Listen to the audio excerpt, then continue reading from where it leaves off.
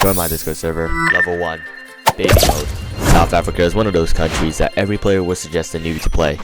It has a vast amount of resources, and I'm talking about a lot. A decent economy, as well as having no players nearby. It also contains just enough population where it gives you enough manpower and money to expand, while keeping spending laws and consumption needs low. As such, many South African players can expand fast, build factories, and develop very quickly, placing itself on the top of the world stage. Even though it is one of the easiest countries to play as, sometimes greedy superpowers may invade you for your resources and eliminate you from the game. If you're learning the game, start with this country. Level 2. Easy. Next we have Brazil.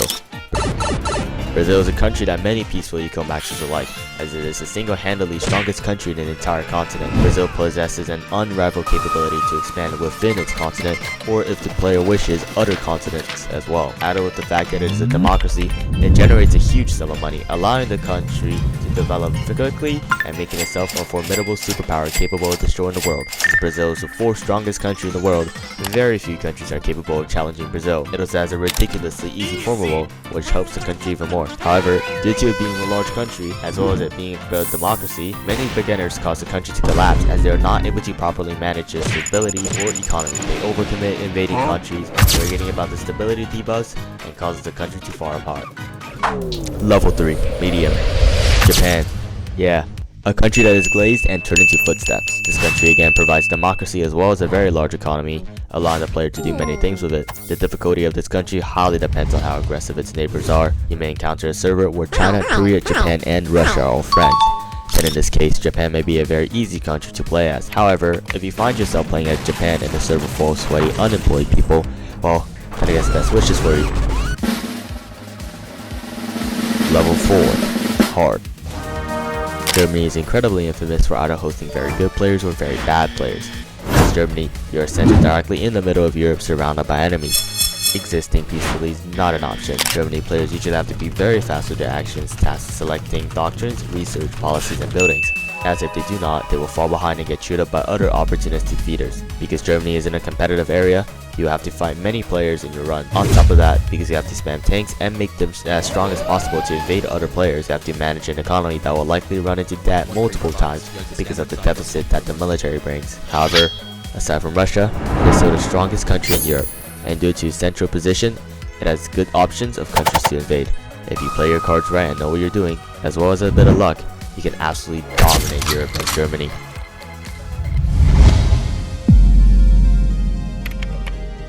Let's go to our neighbor, Poland.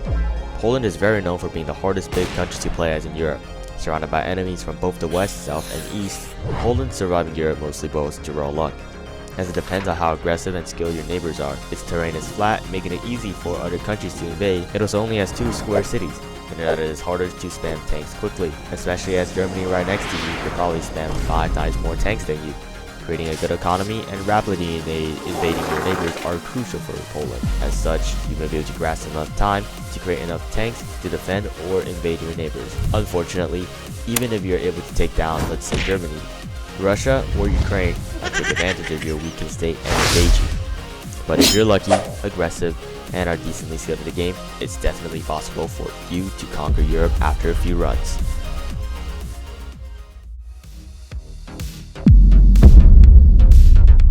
Jersey and Guernsey. After a bit of research, I've come to the conclusion that these are the 2 countries that might be the single hardest countries you can play as in Rise of Nations, as there are enemies everywhere, such as the UK and France, who both will likely take you over very early in the game for your treasury. As you are a micronation with 1 city, you can only spawn 10,000 troops at a time, build 1 factory at a time, and both need to do it on separate dates.